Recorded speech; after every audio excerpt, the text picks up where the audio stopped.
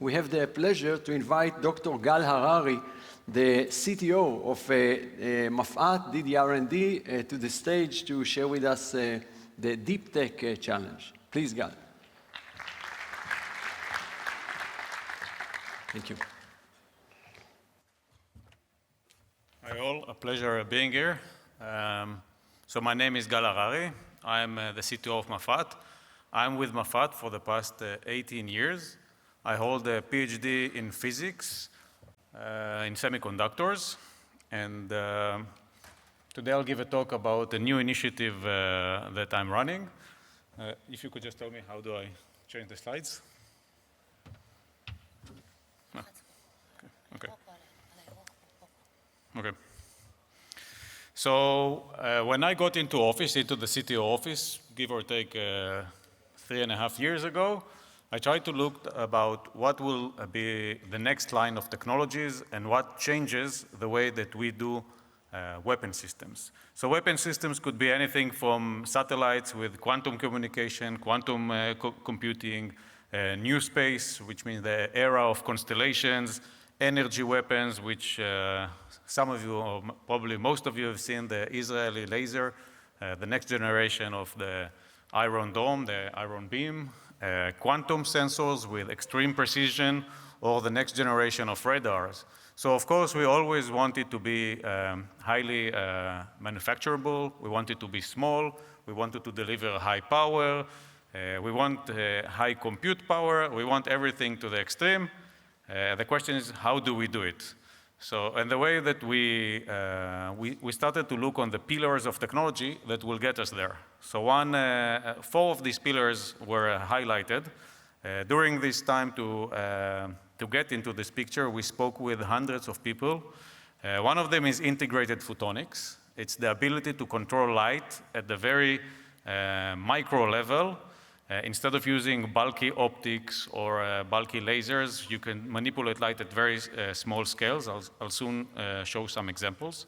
Power electronics. These are power-hungry applications, and you want to deliver power, you want to generate power, such as RF, or you want to the actual drivers for engines and so on.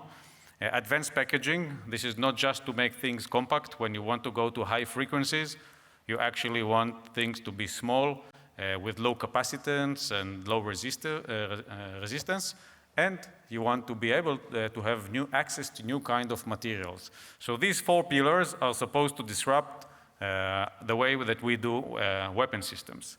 I'll give you an example. For example, let's talk about space. So we want to create, for example, a surveillance satellite, an advanced surveillance satellite.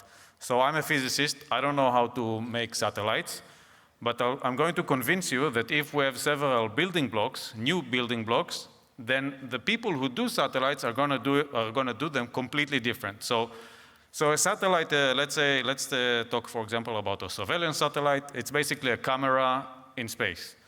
So this camera needs to communicate whatever it takes imagery of back to Earth. So if I give it, for example, 100 times more bandwidth for communication, then all of a sudden this satellite can download all of the data that it generates to Earth. So once we, for example, upgrade the cloud on Earth, all of a sudden our satellites are going to be upgraded as well, because now they can download directly the raw data to Earth and they don't need to process. So you could beat the process over compute trade-off using a very high bandwidth optical communication. So also these satellites need to know where exactly it aims on Earth. So it needs a very precise gyro, for example. Nowadays, these gyros are expensive, they are bulky. If we want to have constellations, meaning a lot of satellites in space, it needs to be cheap, it needs to be small, so all the size, weight, and power of the system is manageable.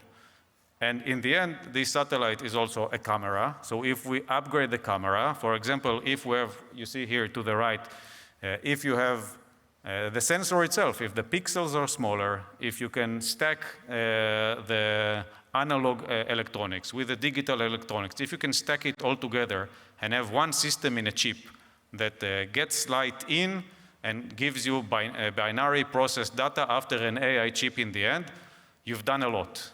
You've processed it on the edge, and you can even make the optics smaller. So I don't know how to make satellites, but I can assure you that if we have quantum leaps in these areas of technologies, the people who do satellites will do them completely different. So I can also give this example in high-power lasers. I think it's a good point as well.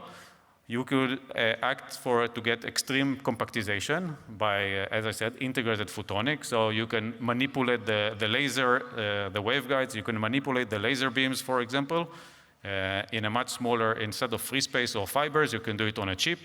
The lasers themselves are very power-hungry devices, so you need to deliver this power somehow. So you want new kind of materials that could handle high currents, high voltages, and to dissipate heat. You want new kind of light sources, and you want, again, to cool your system. In the end, if you don't know how to cool your system, it's going to melt or it's going to malfunction. So you need new kind of materials. So this is why we want to do it. Globally, we know that there is a chip crisis and chip war. So it goes everywhere. It goes anywhere from the big techs that I'm not talking about. I'm not talking about TSMC and NVIDIA and all the AI revolution and war that is going on in the world. It also meets us in the new niche semiconductor, for example, laser devices, power electronics devices. Everyone is fighting to have independence. And if in the past you could wait for a device for a week, now you can wait for the same device for a year, and the price could be quadrupled, even more. On the other hand, it's not only a risk, it's also an opportunity. It's an opportunity to collaborate. It's an opportunity to grow this new industry and find new kind of partners. Just to give you a brief outlook, the world is all over it. There are new factories and new organizations that are investing a lot of money into the semiconductors and advanced devices around the world. So what do we do in Israel? So in Israel, again, I'm speaking on behalf of the Ministry of Defense.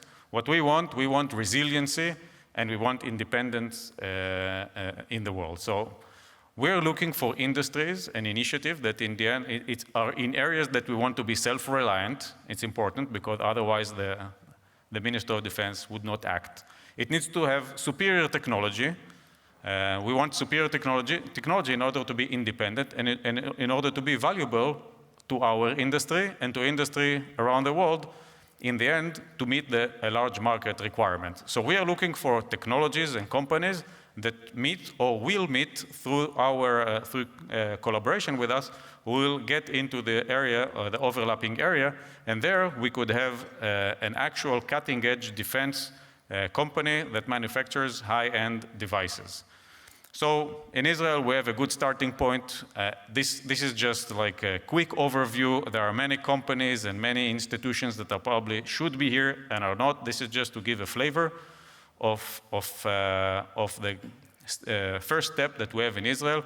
And we have lots of innovative companies, academia, national labs.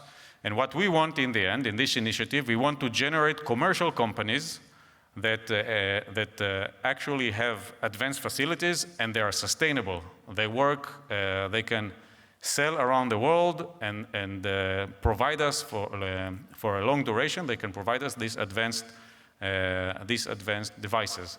What we can do in the Ministry of Defense, we can assist them, first of all, as a design partner to direct them towards the solutions where we think fit the market. We have our own R&D funds. We have our partners, G2G collaboration. Nowadays, we also collaborate with VCs and large organizations and corporates. So we could bring this to the table. And through this initiative, we're looking to generate lots of these companies. So the initiative focuses not in the system level houses. We're actually focusing on the lower tier companies. For example, anywhere from the physical layer of the physics itself, the materials, the components, and then we have, this is the blue level. In the green level, you actually see the device level. It doesn't meet the system house, but it is required.